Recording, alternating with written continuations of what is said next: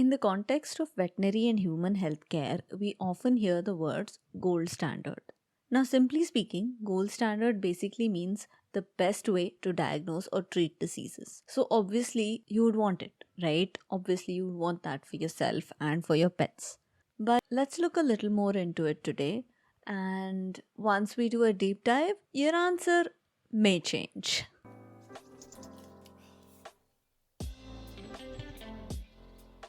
Welcome to the Practical Pet Parenting Podcast, where science and research meets simplicity, practicality, and humor.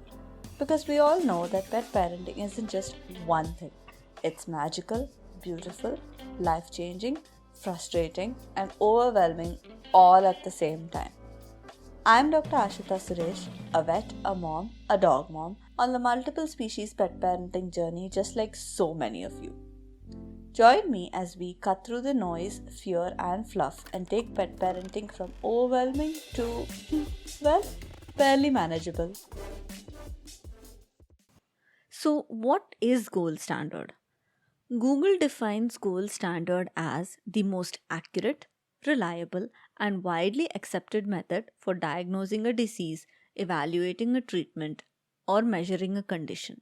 And this serves as a benchmark against which newer or alternative methods are compared, even if it is invasive or impractical for mass screening. Now, if you were able to follow with that long bunch of words, you can instantly kind of start to get into the issue. It's right there in the definition, even if it is invasive or impractical. It's the best. No one's arguing that it is the best, but it does not care if it's invasive. It doesn't care if you cannot afford it. It doesn't care whether facilities are available, but it is the best. The very definition of it ignores practicality at the outset. When it comes to veterinary medicine, it gets even more complicated for a lot of reasons. First off, patient issues. Now, what is the point of giving you the gold standard pills if you cannot get your pet to take them? What is the point of any gold standard topical therapy if your cat is ready to lick off any medicine that you put? Next, accessibility. Unless you are in a tier 1 or very, advanced tier 2 city, there's hardly even any vet specific labs to do a simple blood test. And gold standard tells me that I have to ask a pet parent to go run search for an MRI. And very important, money. Veterinary care is not subsidized like how human insurance is. At least not majorly, but yeah, that's a different story. But this essentially means that you're paying every single penny of vet care from your pocket. And what happens if it's not affordable? So let's be clear. We all want the best for our pets, and that is never the wrong thing. The problem isn't gold standard care, right? It exists for a reason. It is what we should all aspire to be doing.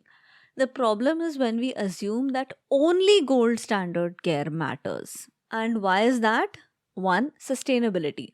All right, fine. You may be able to get your dog or cat to take pills once or twice, right? Day one, day two is fine. But we all know how our pets can just adapt, find out, and then they will find new ways to just, get away from doing something they don't want to. What happens then? Decision paralysis. Now, if you are waiting to do the best for your pet, you're waiting for scans, you're waiting on tests, you're waiting on results. Gold standard does involve a lot of procedures and a lot of waiting. And if you only look at that, you might miss out on whatever you can do right now, at least symptomatically, to make your pet feel better. And again, money. What happens if you cannot afford gold standard? Are you going to just sit there and do nothing, or are we going to try and help your pet in whatever capacity we can? Now, again, I promise this whole thing wasn't just to depress you. The point is that in veterinary medicine, it is very vital that the treatment plan be tailored to the patient and to the pet parent also. Definitely. It's good to always aim for gold standard, but there is no use of gold standard if we are sacrificing the practicality of the treatment plan. And always, an imperfect plan that gets done is way, way, way, way better than a perfect one that cannot be completed or even attempted. So, what does this mean for pet parents and veterinarians? This means we practice more patient centered care.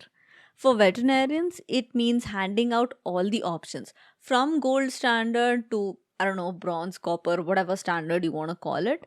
And then having pet parents see and truly analyze and take the time to think over what can be done long term. And for pet parents, it means understanding that not all aspects of treatment and health are within your control, and focusing on the importance of doing whatever you can, and ironically aiming for gold standard is what broadens your options and your ability to see what can be done at your level for your pet. Ultimately, the best plan comes from aspiring to gold standard while planting your feet firmly in the grounded reality of what is and isn't possible.